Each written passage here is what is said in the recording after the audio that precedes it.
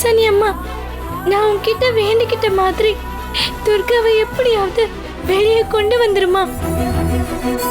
என்னோட சொத்து எல்லாத்தையும் இழந்துட்டு இப்போ உன் முன்னாடி நிற்கதியா நிக்கிறேன்.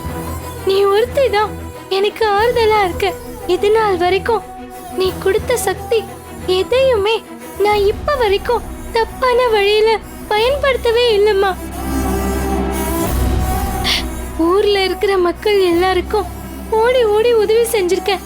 ஆனா இன்னைக்கு என்னோட துர்காக்கு எந்த ஒரு உதவியும் செய்ய முடியாம உன் முன்னாடி நின்னு புலம்பிக்கிட்டு இருக்கேன் தாயே.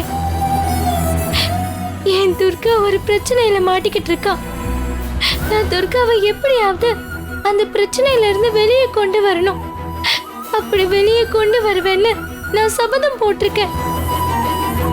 நான் என் சபதத்துல ஜெயிக்க நீதாம்மா எனக்கு உறுதுணையா இருக்கணும். நான் உனக்கு மண்சோறு சாப்பிட்டு பால் குடம் எடுத்து தீச்சட்டி சுமந்து என்னோட நேர்த்தி கடன் எல்லாத்தையும் நான் உனக்கு செலுத்துறேன்.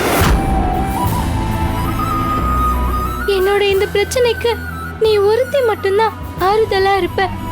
அதனால எப்படியாவது என் துர்காவை வெளியே கொண்டு வரதுக்கான எல்லா சக்தியையும் புத்தியையும் பலத்தையும் நீ எனக்கு கொடுத்துடு தாயே.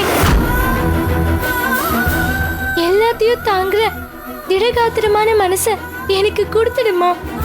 உன்னதான் நம்பி இருக்கேன்.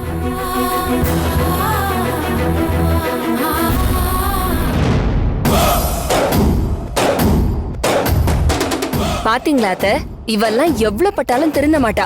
மறுபடியும் மறுபடியும் இங்கேயே நிக்கிறா பாருங்க. சி, இவளை பார்த்தாலே எனக்கு கடுப்பா இருக்கு. ஏய், நீ எதுக்கு அவளை பாக்குற? ஃப்ரீயா விடு. முதல்ல நாம என்ன வேலைக்கு வந்தோமோ அந்த வேலையை மட்டும் பாப்போம். இல்லனா அமைதியா இருக்கணும். அத்தை, வர வர நீங்க ரொம்ப நல்லவங்களா மாறிட்டு வரீங்க. இவள மாதிரி ஆளுங்களெல்லாம் நம்ம சும்மாவே விடக்கூடாது. நீங்களே சும்மா விட்டாலும் நான் இவளை சும்மாவே விட மாட்டேன். ஏய், இவளை இப்ப என்ன பண்றேன்னு நீங்க பாருங்க அத்தை. வாங்க அத்தை.